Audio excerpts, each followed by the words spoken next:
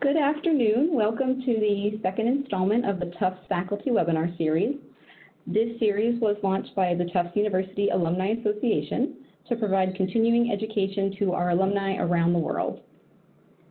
We will be offering live one-hour webinars throughout the academic year on relevant topics delivered by some of our most dynamic faculty members. For all our attendees, your audio has been turned off.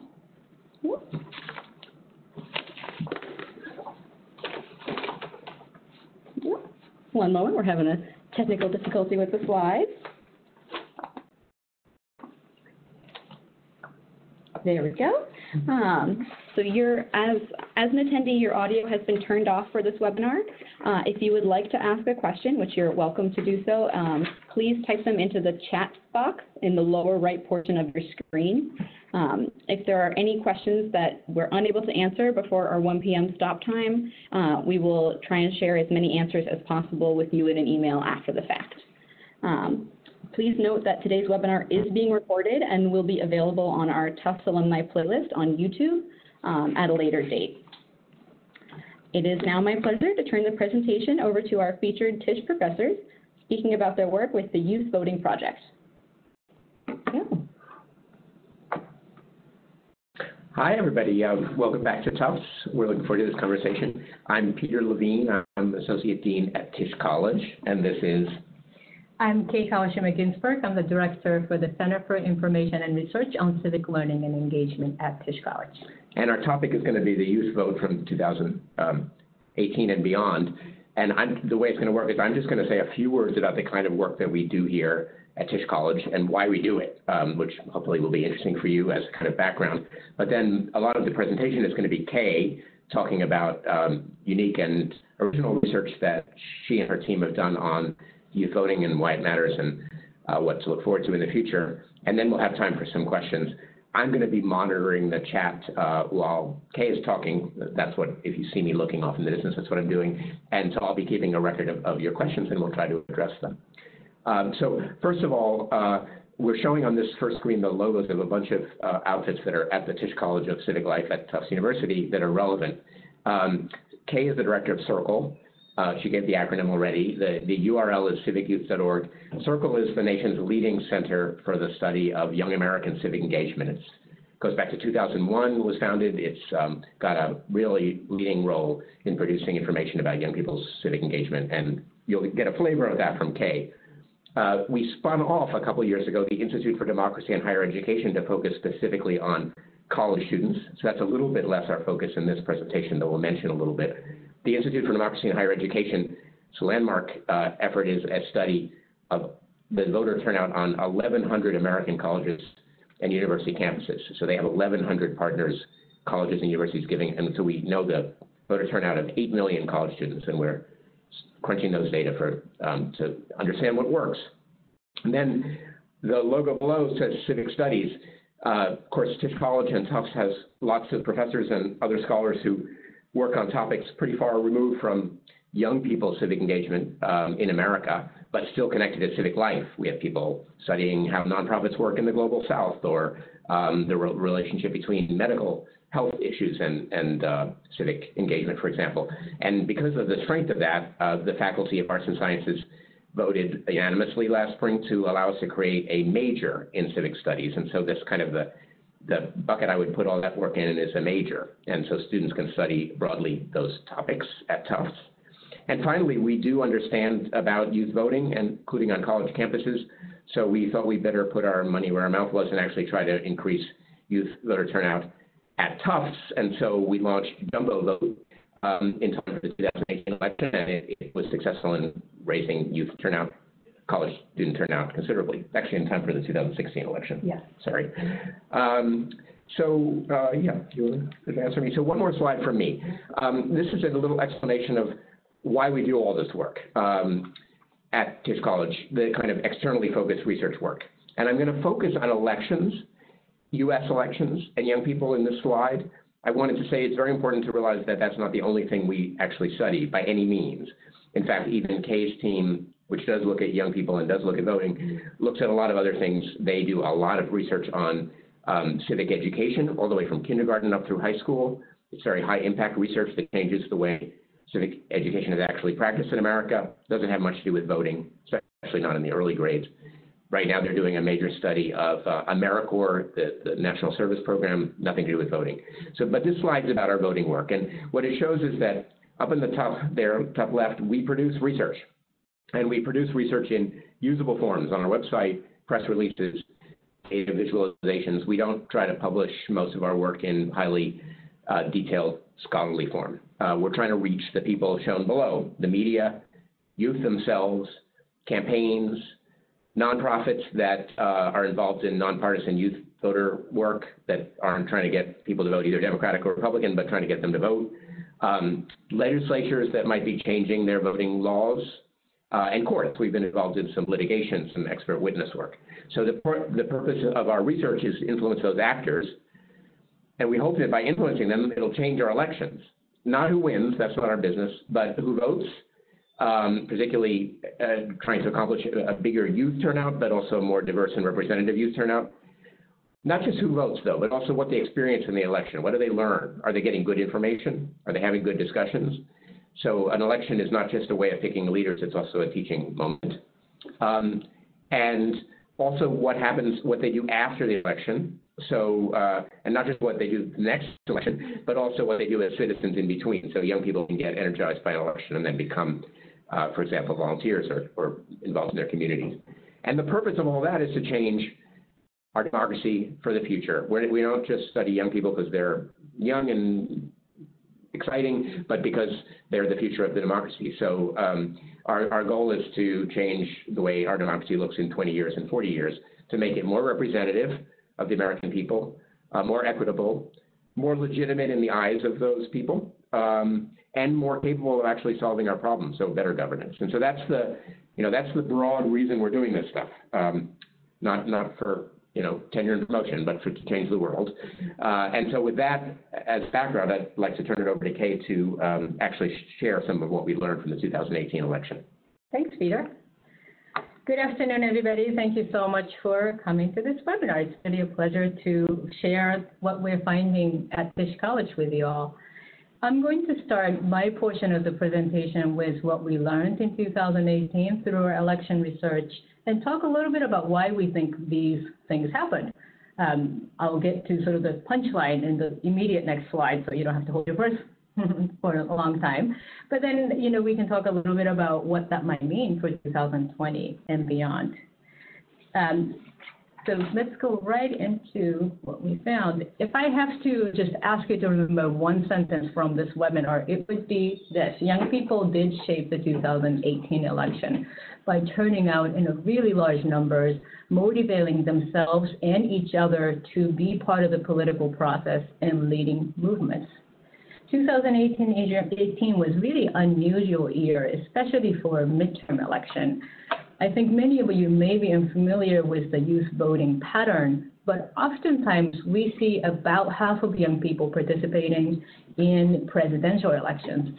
But oftentimes that goes down to way less than half of that in midterm elections. And we would say it's been in decline in the last several midterm cycles, to the point where we estimated that in 2014, about 20% of young people participated in the 2014 midterm, which is really a sad number. What we did see, though, that we, in 2018, saw early spike in voter registration. By summer, it had caught up to the 2016 registration number, which is really incredible to see on its own. As we're getting the state-by-state voter turnout numbers from the voter file, we're seeing, again, the sharp increase that we should usually not expect in midterm cycles. Usually, when young people turned out in large numbers, it also helped candidates win. And that means it affected exactly how the race turned out to be in terms of results. And usually, in most cases, it helped a Democratic candidate. So let's look at the numbers here a little bit. What I'm showing you is a graph showing historical trend of 18 to 29-year-old turning out in midterm elections, starting in about 1994, when we started to track couple of different metrics of turnout. One is exit poll, which is a survey that people take on the election day as they exit the polling place, and the other one is the census estimate of turnout. You can see that the numbers really hovered right between 20% and about 25%.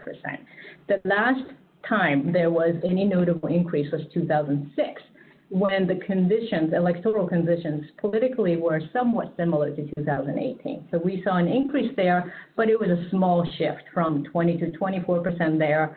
Using the same methodology of estimation this year, we saw a 10-point increase from 21% in 2014 to 31% in 2018. This next graph shows how young people voted. So in the last slide, I showed that more young people voted than 2014 by a large amount. In this graph, we're showing that when young people chose which candidate to vote for, they were far more likely than ever before to choose a candidate that represents the Democratic Party. The number split was 2-to-1 comfortably, and this was in fact a bigger split than the young people's choice for House candidates in 2008, when President Obama won by a large margin among young people, about 2-to-1. But even then, young people were a little bit more evenly split between the Republican and Democratic House candidates. Here's some examples of how young people voted differently than older people. And also, I'm going to explain a little bit about how young people can shape the election here. So in these 4 example states, Nevada, I'm sorry, there's 2 Nevadas there. I don't know what happened there. Wisconsin and Montana. We're showing here that, I see, one's a governor race and one's a Senate race. I'm sorry about that. I'm showing here the blue letters for 18 to 29, usually supporting a Democratic candidate by a very large margin.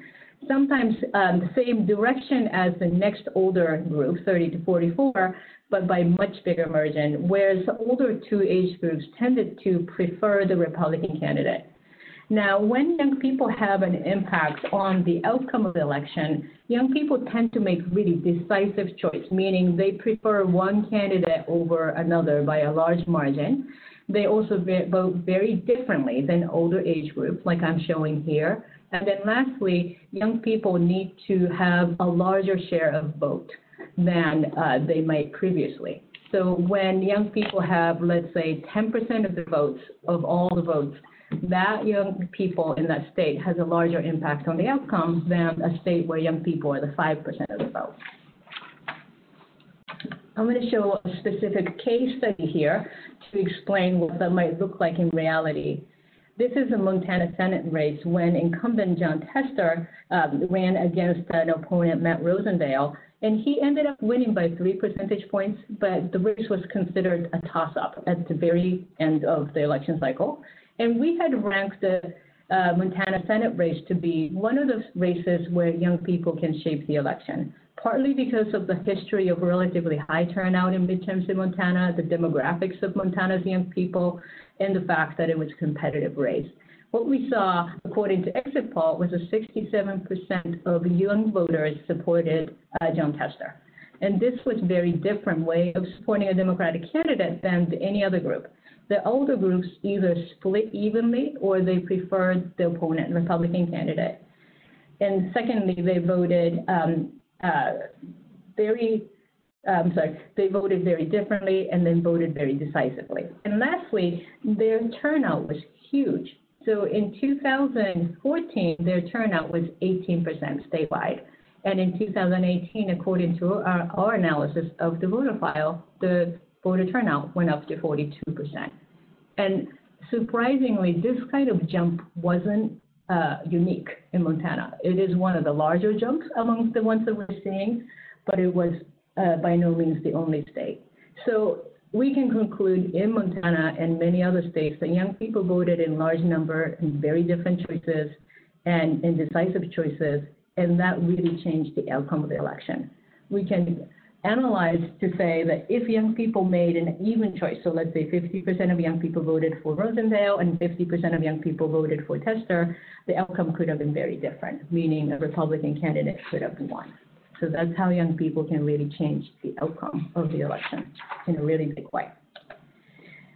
Our Institute of Democracy for Higher Ed also analyzed how the college student presence related to the outcome of the election as well, this time using the Wisconsin governor race, when Evers defeated Scott Walker by just 1 percentage point. So it was a really, really close race.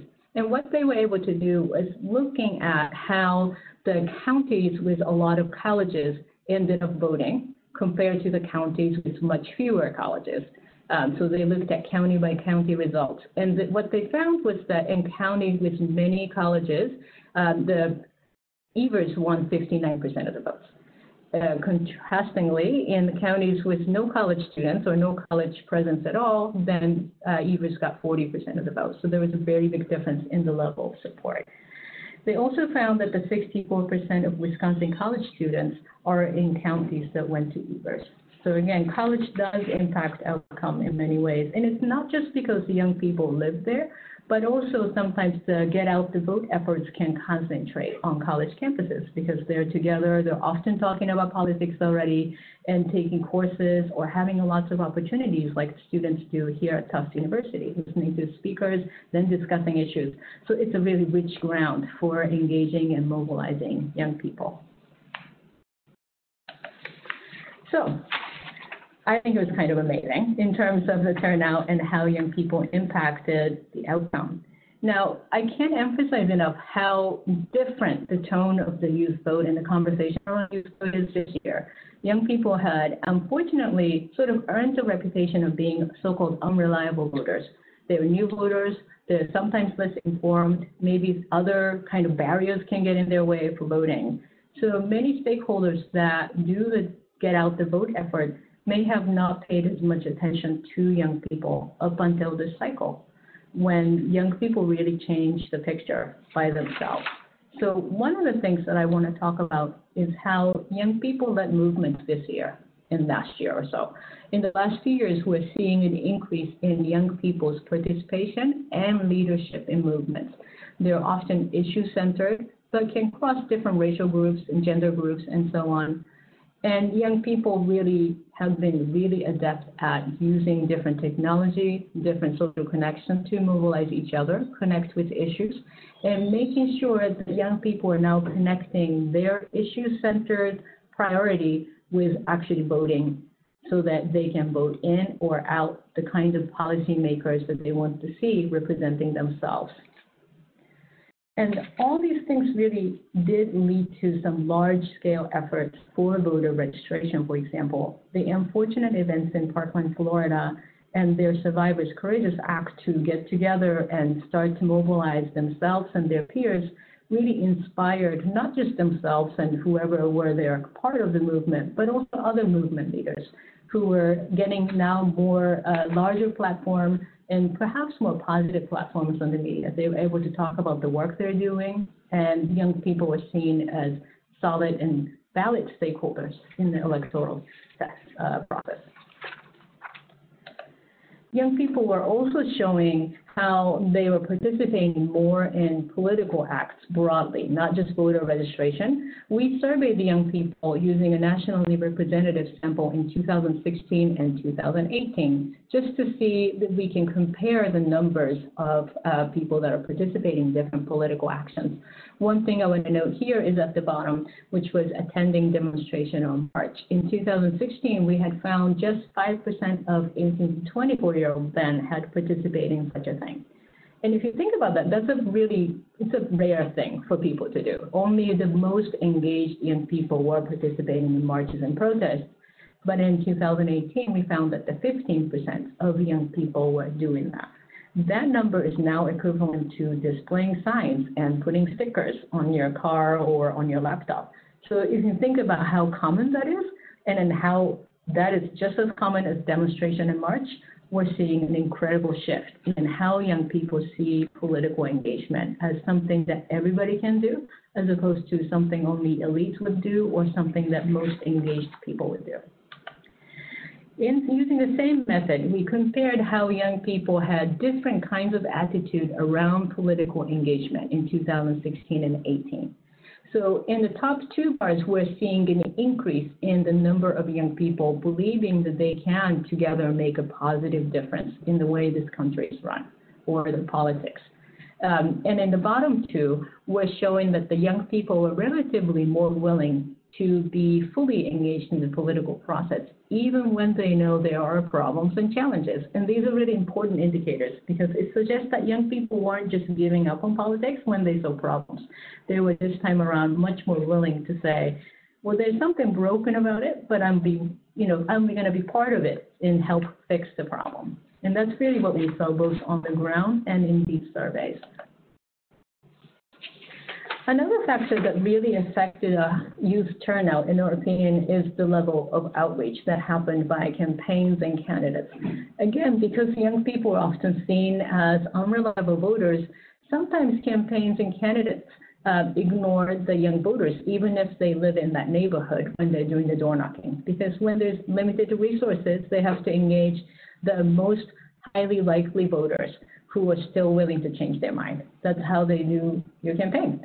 So when young people with no prior voting history is on the map, a campaign might have chosen not to knock on that door. This year, young people were registered earlier. They were registered by summertime, and that put them literally on their map, so to say, so that young people could be seen by these campaign and candidates. And in fact, they were hearing more from campaigns and candidates. The level of the contact shown in the red bar here was equivalent to 2016. About half of young people heard from campaigns and candidates directly in both years. And again, for electioners like us, that's a really high number. Now, why do we think that the campaign contact matters? That's because it's correlated very highly to the level of turnout. So we've always found really consistently through different methods, including experiments, that young people turn out the most when they are actually spoken to directly and actually asked to vote. It sounds like a really similar solution, but that is really worked over and over, and this number is a testament to that. Now, I'm asked often, did the Parkland youth, did they really matter? What did they do really? What impact did they have? So we actually looked into that specifically by asking questions about whether they're paying attention to the news about Parkland movements and activism around gun violence prevention. And in fact, we did find that there were a substantial minority, so about 43% of young people who said that they really did listen and their votes were at least somewhat influenced by the movement.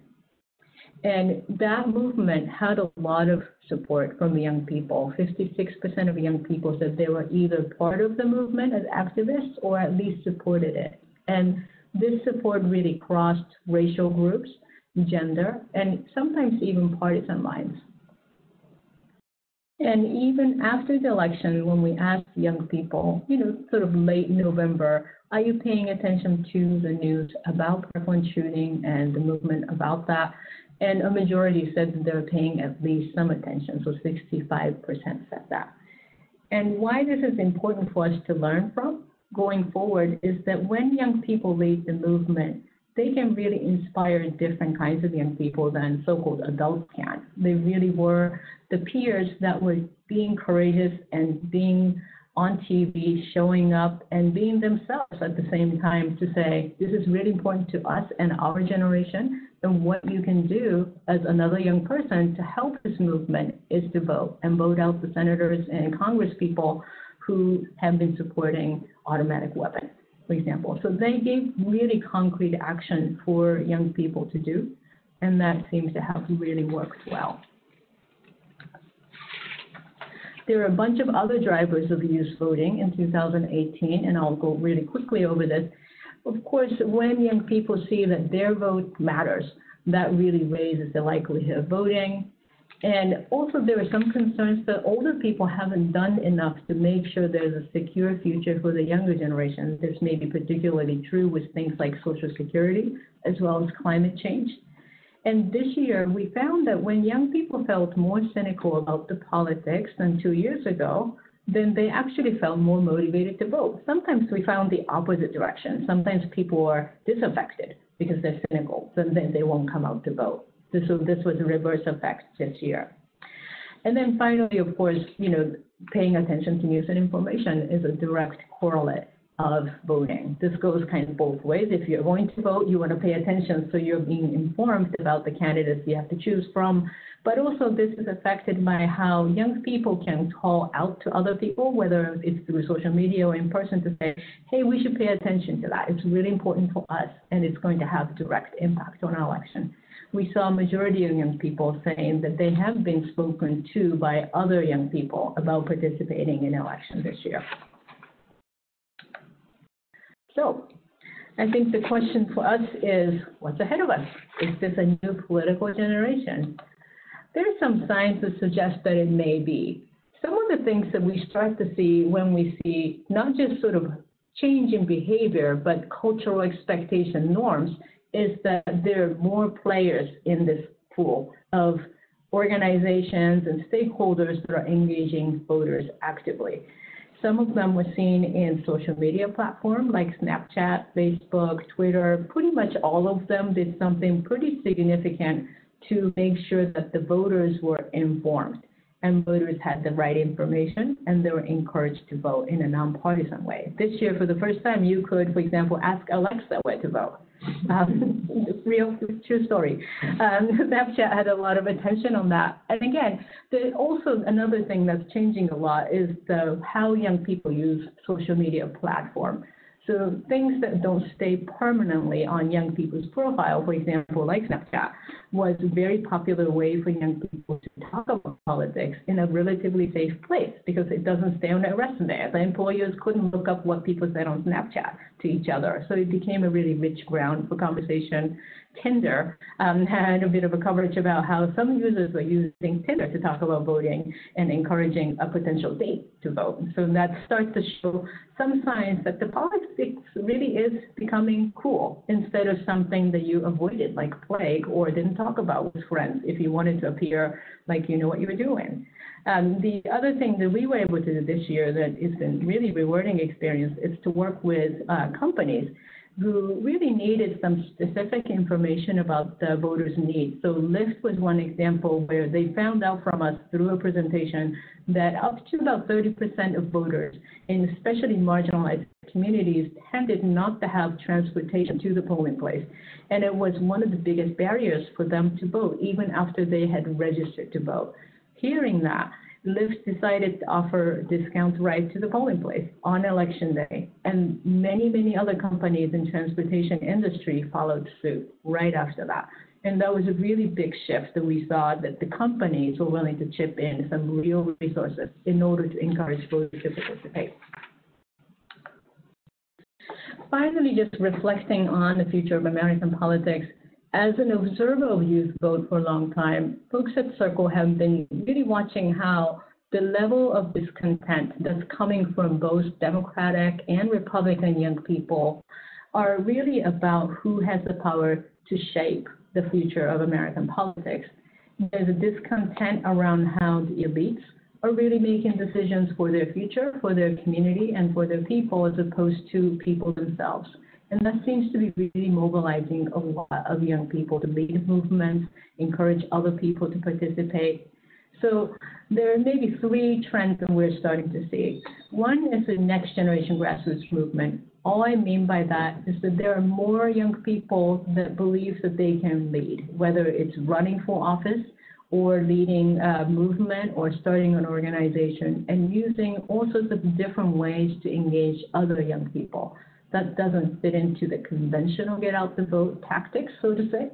The second would be many young people starting to think about how can we change the systems in order for young people to participate in an equitable way. So one example might be, blocking gerrymandering and redistricting different states to make sure there's fair representation and no votes are diluted, or lawsuits about voting rights and voter suppression. So there are many ways young people are leading some of these movements and some of these initiatives. And finally, like I said, the politics are becoming cool among young people, and this really brings a lot more opportunities and different possibilities for young people to start becoming deeply engaged in politics. All right, I think we're going to go to questions now. Great. Got a few, and we welcome more. I'm sure people will be reflecting on what you just said and putting in some questions. Yeah. I'm actually going to take a question that's been up there for a while on why would we not expect young people, given liberal voting laws, why would we not expect young people to vote basically twice, once in their college and once at home illegally? Right, so why wouldn't that happen? And I guess I have a thought on that. I would welcome your comments too. But I think I do think that the absentee voting process is the biggest vulnerability in the American voting process because nobody knows who's filling out the absentee ballot, and so you could technically sell it or sell your vote or get coerced by someone else, or you could go around and collect people's forms, as alleged to have happened in North Carolina. So we've allowed absentee voting in without thinking a lot about the fact that that just got rid of the secret ballot.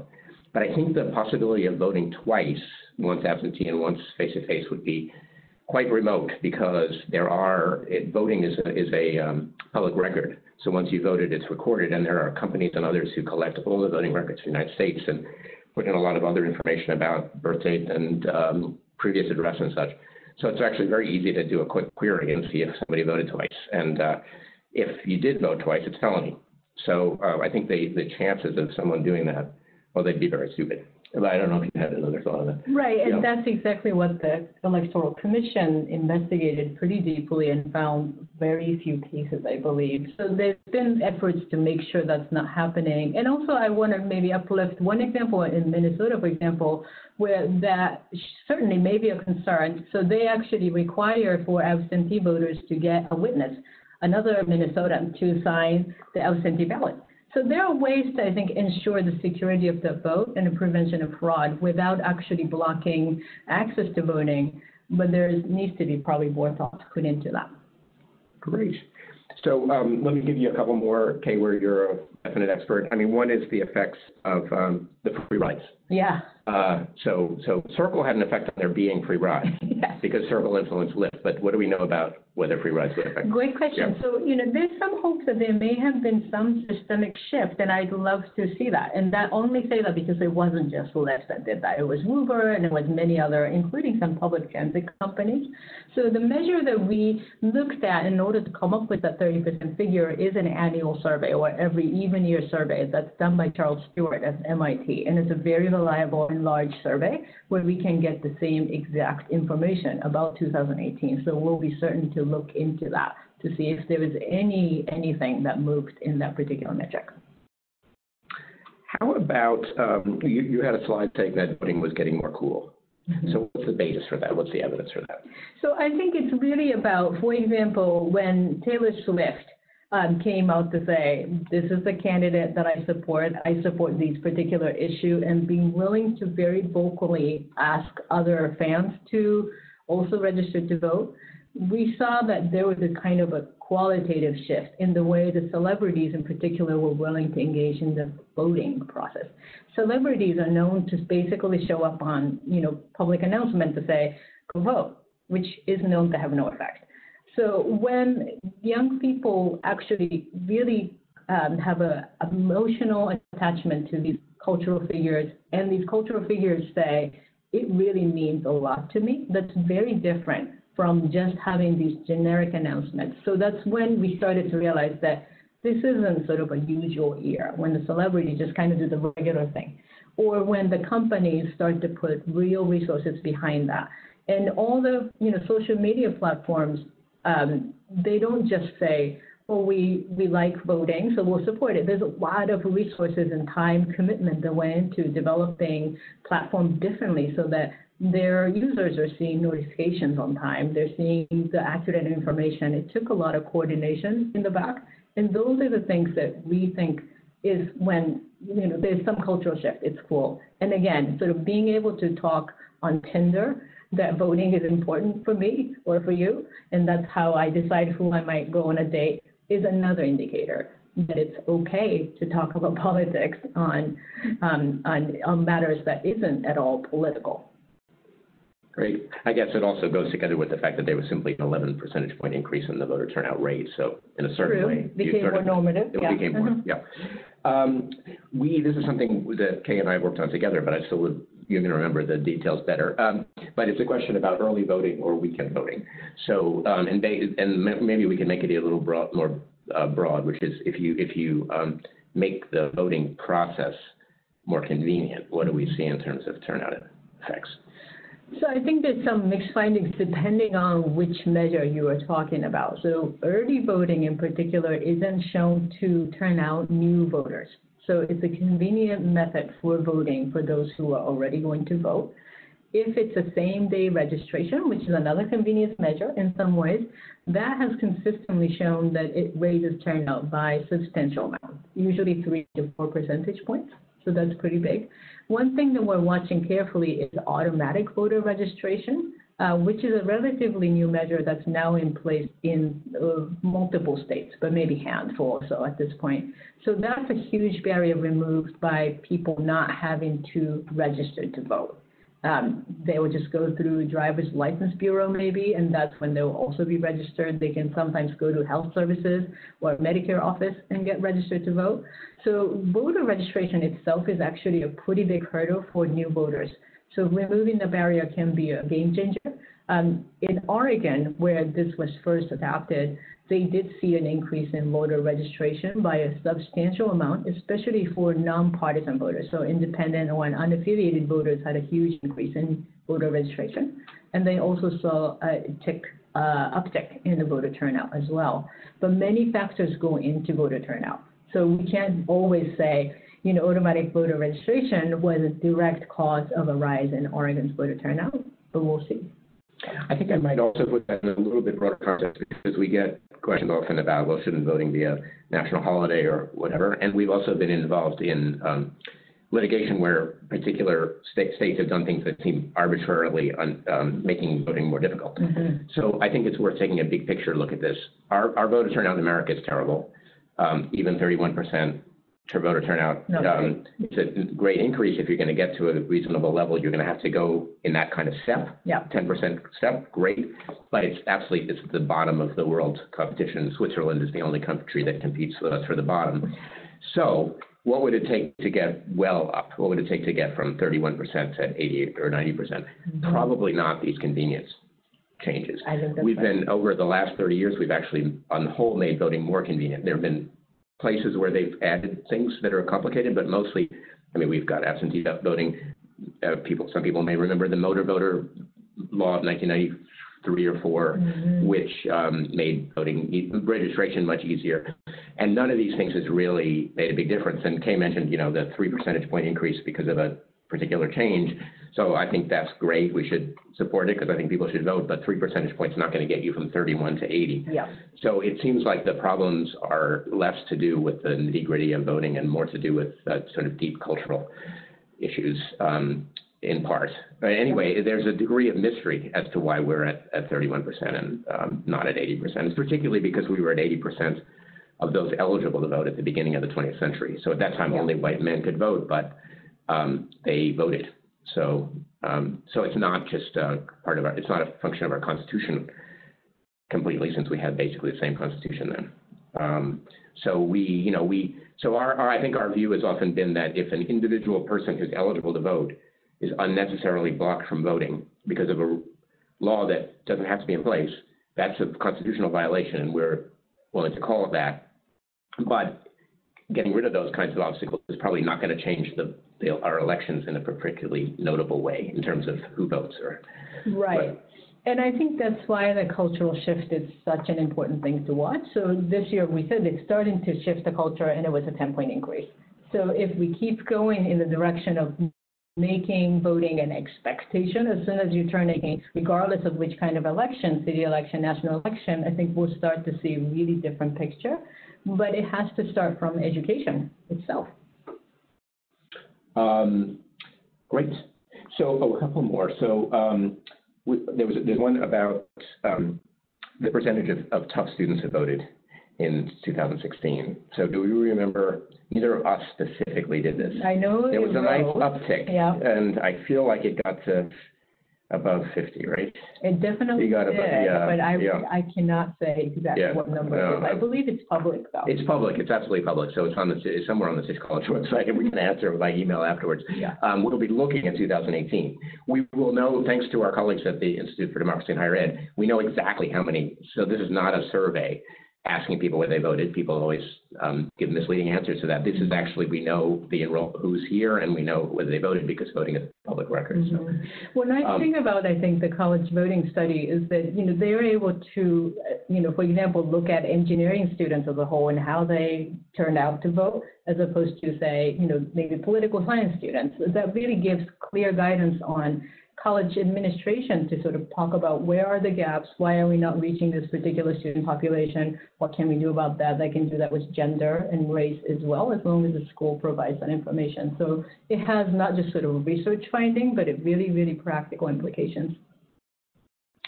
So our friend Martin Burns has asked a question, which I think might be a little bit of a softball, designed to get it out of the park, okay, which is, do we only study college students? And if not, do we know anything about the difference between college students and non-college students? Thank you for that. So since Kay has devoted a lot of her life to addressing that, please address it. Thank you.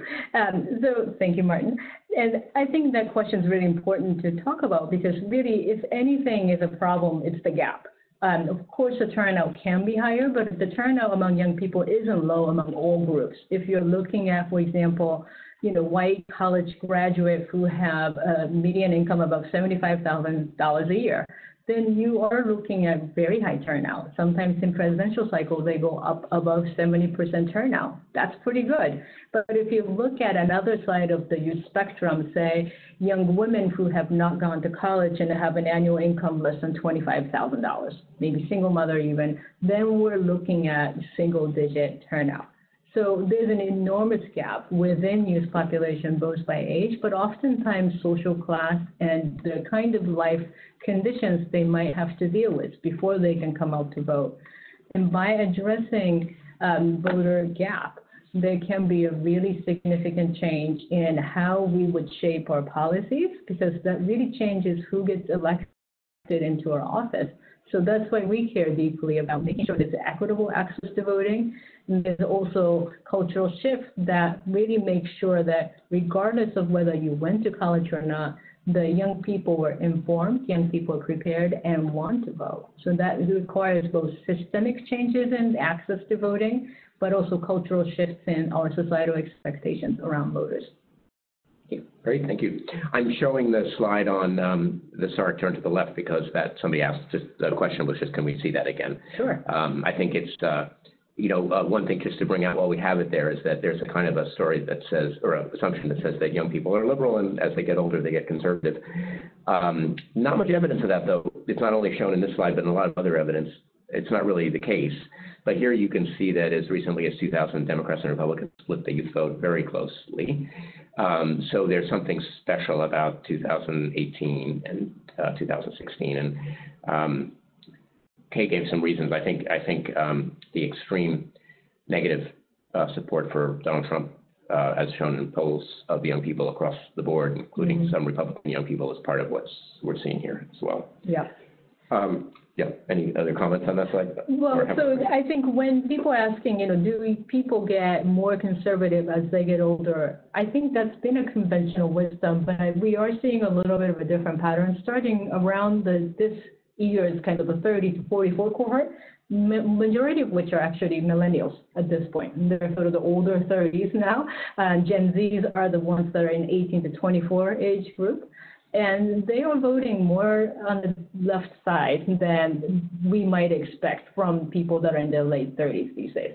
So we might see sort of continuing shift as the whole electorate, as they mature. But that's something that we are watching without knowing the answer. We have a couple sort of technical questions in a way. One is about mail-only voting in states that allow, or in Oregon, only offer mail. I'll maybe take this one, although you should follow up. My sense is that we're not really very sure the effects because those states that have implemented those laws were exactly the states that already had quite high turnout, and we haven't necessarily seen a turnout increase there. So if you just looked at the numbers, you'd say Oregon has mail-only voting; they have very high turnout. must be the mail-only voting, but it's very hard to tell because they actually had high turnout in the progressive era in 1920. So it's hard to tease it out, but I don't know if you have any additional. Yeah, so mail voting, I hear different things. So it's now in effect, it's parts of California, Washington state entirely, and then also at least parts of Colorado, if not the entire state, have mail voting available. And for example, in Colorado, the youth voting has risen. However, they also passed in sort of what I would consider avalanche of facilitative laws around voting. There's a lot of things that happen in Colorado that makes it really difficult to just isolate the mail voting was the only factor. I did hear, though, when we were working with so-called low-income youth who work with communities of low income, they said the mail voting is sometimes a really good thing because it reduces our anxiety. We can sort of, while keeping my ballot secret, I can still ask my parents, ask my friends, what's this ballot about? Who is this candidate? Which they can't do if they had to go to the polling place. And a lot of times, especially in these marginalized communities, the anxiety of going to the polling place and being embarrassed because they didn't know everything that was on the ballot was actually pretty palpable. So there are some maybe side benefits to mail voting other than does it increase turnout. So. And then what are we seeing about the trend the question was about the trend in voter ID laws. So I think it's less about the impact. The impact is small. Yep. The impact of having photo ID laws on voter turnout is small. I think there's still some debate about whether there's any impact, but it's not big. And the last study I saw was that it was a pretty big, impressive-looking study. So the effects are probably small, but what do we know about the trend in implementing them? Yeah, so we found in our youth-specific study there was a maybe small effect on a negative one on young people who are not going to college. So that's one thing, and people of color. I think that generally that's true, and young people also support voter ID law by majority. Know that everybody does want secure election. In terms of the trend, I think it's plateaued a bit. In around 2011-12, there was kind of a surge of laws that required voter IDs. Currently, the majority of the states do require voter ID, but oftentimes it's optional. And there are sometimes other ways of proving ID if they don't have it on person. They may have to sign affidavit. So I want to say in the 30s, upper 30s, when the state laws require at least some display of voter ID, but it's not every state. Massachusetts, for example, does not require voter ID still. So thanks to our colleagues back at Tisch College, we have an answer on the turnout, on the tough student turnout, which we should have known, but we forgot. So we apologize to our colleagues. But so the turnout was 51% in 2012, just over half voted in 2012, but it was up to 63% by 2016, which of course makes sense. And the voter registration rate in 2018 was 86%. So 86% of jumbos were registered to vote in this last November election. That doesn't mean that they all voted, but it's an indicator that they may have actually beat their 2016 rate. It's amazing, and they did register so many people and mobilize so many volunteers on campus. So something like that is another way of, I think, really the way we talk about new age grassroots mobilizing. It's really about peer-to-peer connection and utilizing relationships that's authentic and real to make sure that our friends on campus are registered to vote and they're voting wherever they need to vote. We had a couple questions about the sort of the competition that the electoral system gives you. So we have, and whether that affects turnout. So we had one question way back, which I meant to get to, which is what happens when you have multiple candidates on the ballot, not just two? And would we expect that to help with the Democratic primary coming up, where there's going to be a huge number of candidates? And the other question is, do you see low turnout in very blue or very red districts? Or what turnout do you see in very blue or very red districts? Yeah. So I'm going to actually take the second one first and have to think about the first one a bit. Yes, first one. So whenever there is a high competition, and then the candidates have close race, then the turnout always goes up by a substantive amount. Now, it's not just because all of the young people are paying attention to news and say, oh, it's really competitive, my votes count, and make this conscious decision to vote. It's not always that. It's also because having a competitive race triggers a lot of get-out-the-vote resources. It means that more doors are knocked, more text messages are sent, more Facebook ads are purchased to make sure that the young people living in that particular district are seeing more information and hearing from candidates more frequently. So that's another reason why turnout gets higher. The first question was about multiple candidates, right? Yeah. So one thing I can say, looking at, for example, the Republican primaries of 2016, is that there were many, many candidates, at least in the beginning of the process. We did see, marginally higher turnout numbers from the Republican primary youth participation than Democratic primary. So I think there's something to that, but it's also presidential primary. So we don't have data or research to suggest that this would carry over to, let's say, district attorney's race at the local level. Generally speaking, municipal and local and county election turnouts are far lower than national election turnout. So I think when I think about, something much, much more local, while young people would have a bigger impact, actually, because there are fewer voters, that may not carry over as an effect. We have a couple questions essentially about the ability of how the voting system is responding to changes. So one was, can our voting process handle an increase in youth turnout, or are we not seeing big lines, other kinds of stressors on the system that also might affect our voters? And then the other question is a little different, was how do we know how California colleges are implementing the automatic voter registration? Because automatic voter registration, in case that slips past you, is where the state takes the responsibility for registering you. So, which is what almost every other country in the world does. So you don't affirmatively register to vote and then vote. The state registers you, and then you can vote. So that is being implemented in California. Basically, California already knows who's eligible to vote to a close approximation, because they know who's come out of high schools there, and they know who's got driver's licenses, and so they register everyone. So that question is about whether the California colleges are using that. So I know that some universities have voluntarily adopted a system where the students are registering to vote automatically while they're registering for their courses. I know that is to be true with some universities, but I do not think it's a statewide initiative that colleges take lead on. I think the automatic voter registration we're speaking of are more like the opt-out system, like Peter said, right? So you're automatically on the roll unless you say you do not want to be on the roll. And I'm not aware that that's a college-led initiative. I think it's the Secretary of State's office that did that. I hope I understood the question well, but yeah, okay. So we have a question that also relates to some other people's comments about incentives. So what would get people to vote more? One would be making it easier, for example, an election day holiday. We kind of addressed that. We might go back to that. But another would be something like requiring the vote, which a number of countries, Australia, I think Brazil, a number of countries do. So what do we think about? You're penalized for not voting. You're penalized for not voting. I mean, I'll take that one quickly. You can follow up, but I mean, that would work. Turnout in those countries is very high. The interesting thing is that the penalties are actually low, so that you might imagine some people would say, I don't care. It's a small fine in Australia, but I think partly what happens is it gets you to the point where it's very common to vote. So everybody's voting, and if everybody's voting, it's, then you notice that everybody left the office to go vote, and so you go vote. So turnout is very high. That would work. I always, when people ask me about it, I always say that would work, but I don't think that we're going to do that in the U.S. for a bunch of deep reasons, and I'm not sure we should, but I don't think we will. So I don't know, maybe I'm too cynical and pessimistic, or just tired, but I don't think that kind of thing is going to happen. But it's interesting that it would work, because theoretically you could do that.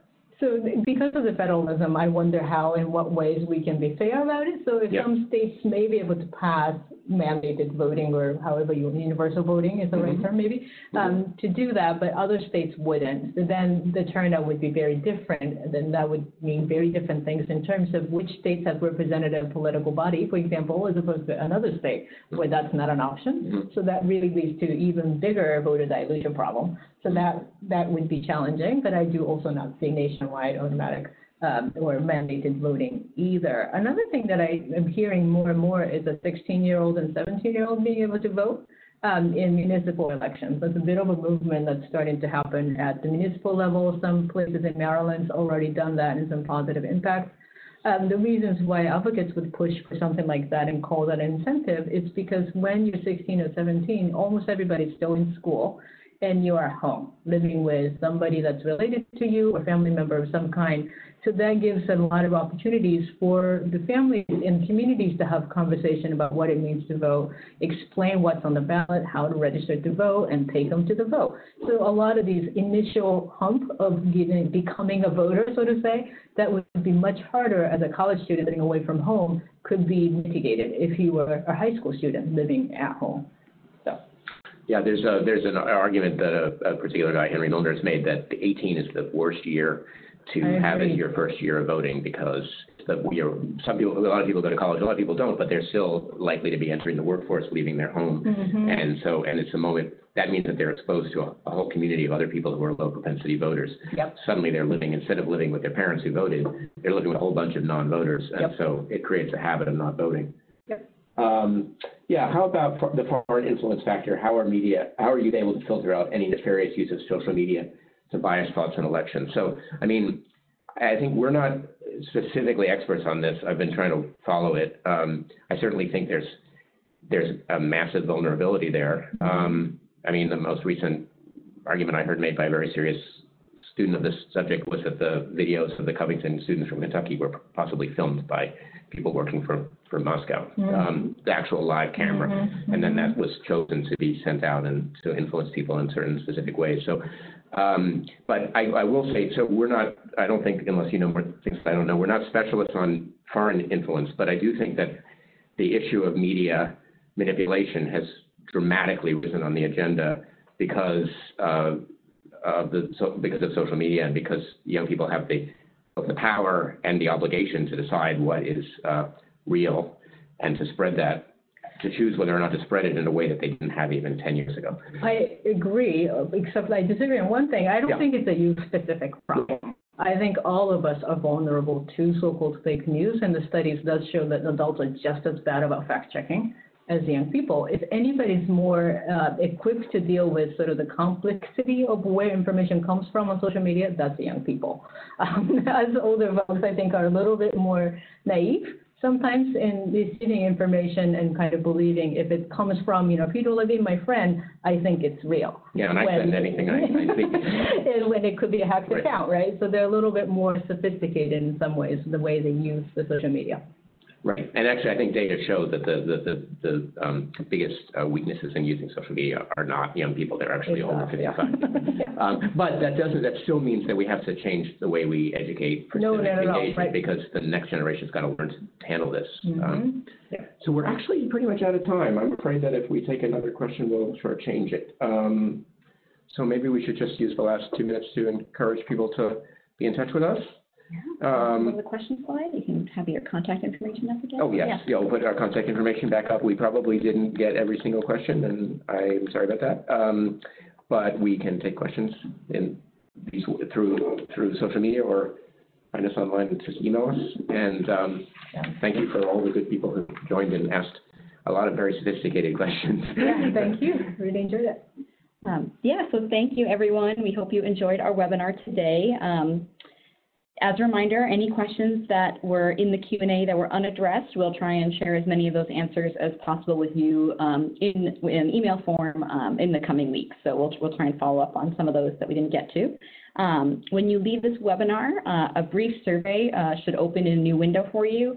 If it does not, there'll also be an email sent out this afternoon with a link to that survey. We would really appreciate it if you could take a few minutes to complete it. Let us know what your thoughts were for the day because we really value your feedback. So thank you very much for joining us. Thank you. Thank you.